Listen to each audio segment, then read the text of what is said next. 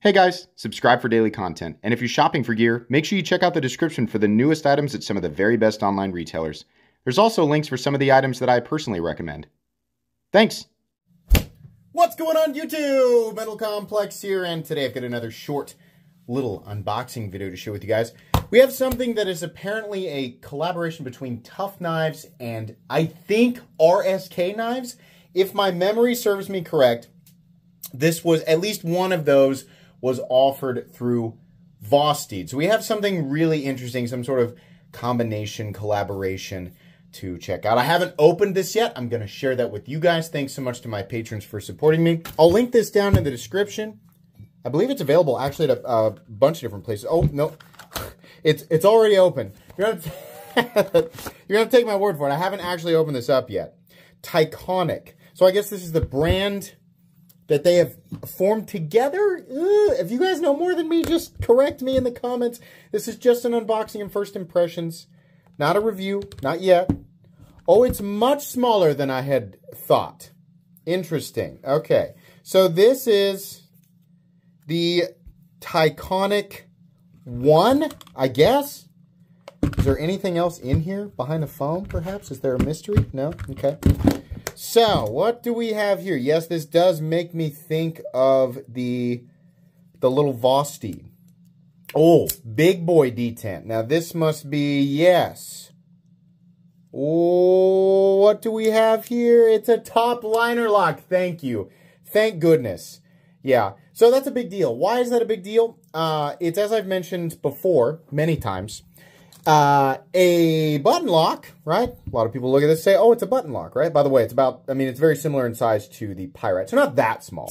Very easy to manipulate, by the way. And despite its small size, everything feels super duper organic. Actually, I'm liking this more the more I'm playing with it. But anyways, for those unfamiliar with, or not sure why I'm excited, a button lock or a plunge lock is fine. For most people, these locking systems will do just fine, right? They are notorious for premature or unwanted disengagement when there's light, spine pressure, or impact. Now, this isn't a natural thing that occurs during use, but it's something that absolutely can occur, right? Beating your knife against a railroad tie is not a natural or normal use of your knife, right? Getting the blade kind of wedged and you're kind of trying to wiggle it back out and whoops, it disengaged and cut your hand, and now you're in the hospital for you know, stitches or whatever, and it costs way more than the knife, right? That's kind of a bummer. So, the button-operated liner lock is a much more trustworthy system. This is exactly what it sounds like. It's a liner lock that operates with the compression of a button. Generally speaking, liner locks will hold up, or are you know, assuming that the company behind it is applying the right geometry to the locking system, they are more reliable and definitely safer than your average plunge lock, but still definitely prone to premature disengagement, right? This is a fairly new Rat 2. I mean, fairly new, fairly unused Rat 2, and there you go, right? Most of the time you're not doing this with your knife, but it definitely does occur. A top liner lock engages the tang the same way a compression lock does, right? This is a Spyderco Para 3. Sorry, let me move this. This engages behind the tang. The blade locks out and the lock engages it behind it. So what does this do? It makes it way, way less likely for the lock to disengage. And I bet you exactly the same with this one, right? Any more impact than what I just did there, and you're playing with it. You're being a goofball. You're being a caveman. You're being a spaghetti supreme master, right? Just knock it off.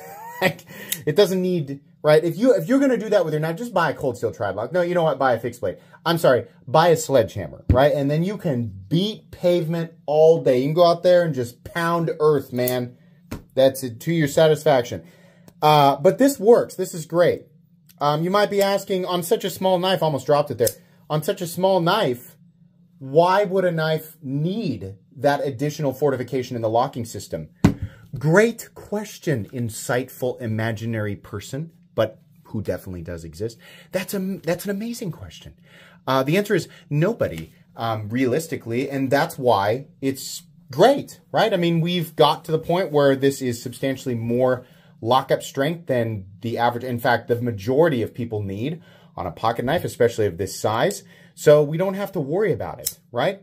I think it's cool, especially considering you can operate the thing via the button on the side. I also really like that that button is dramatically recessed. In the open position, it does, I mean, it's recessed, right? But the button does still stick up. So, actually, no. In this grip, you're not naturally on top of that button. Lefties, can you squeeze that button to the point where the lock disengages? Not really, no. Ooh, no, I cannot. How about in the standard grip? I'm going to try to intentionally do it. I got to be honest with you, it's real hard to do. I don't think there's any way to disengage that lock without trying to do it. Boy, I actually really like that. I also think it's a really good looking blade. What's the reason for the odd compound grind? I don't know. It does look cool though, right? That's probably why they did it. Real thick initial edge and then a thinner, I don't think this is hollow. I think it's still a flat ground blade. If it is hollow, it's very subtle, right? An incredibly subtle hollow ground blade. Blade steel, M390. Who's the OEM? I don't know. I would guess Vosteed or whoever makes Vosteed knives, right? Feels really good. I mean, you have the benefit, since it's not a plunge lock, it's a button-operated compression lock. You have a detent ball, right? So, click, very nice. And the opening, man, super satisfying. Actually, you know, on the heavier side for a knife that operates via the opening hole. But because they gave you so much room, not a problem. Not a problem at all. Standard grip, 3-finger for me. I'm slipping off the end. This is about where it would land, right in the middle of my pinky if I forced it on there. Choked up grip, way more comfortable, right? Jimping, yeah, it's okay. It's not incredibly deep. That probably could have been a little deeper. The blade stock is thicker than I would have expected. I still don't think it's all that thick. It's probably, I don't know, maybe like 135, maybe 140 thousandths max. No, it's way thicker, 157 thousandths. Okay, I mean, whatever, right?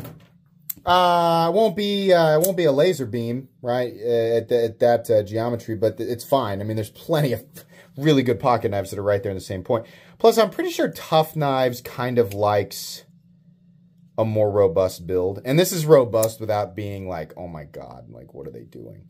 Lockup is totally solid. I love these compression lock variations. These are such good locks. They're great, right? And the compression lock has been around forever. The reason that we've only exclusively seen it on Spyderco up until just recently is because the patent just ended. So, where are all the companies that are creating their own compression locks? I have to assume that many of them are working on it if they're smart. Vosteed has been doing really, really well with their top liner lock.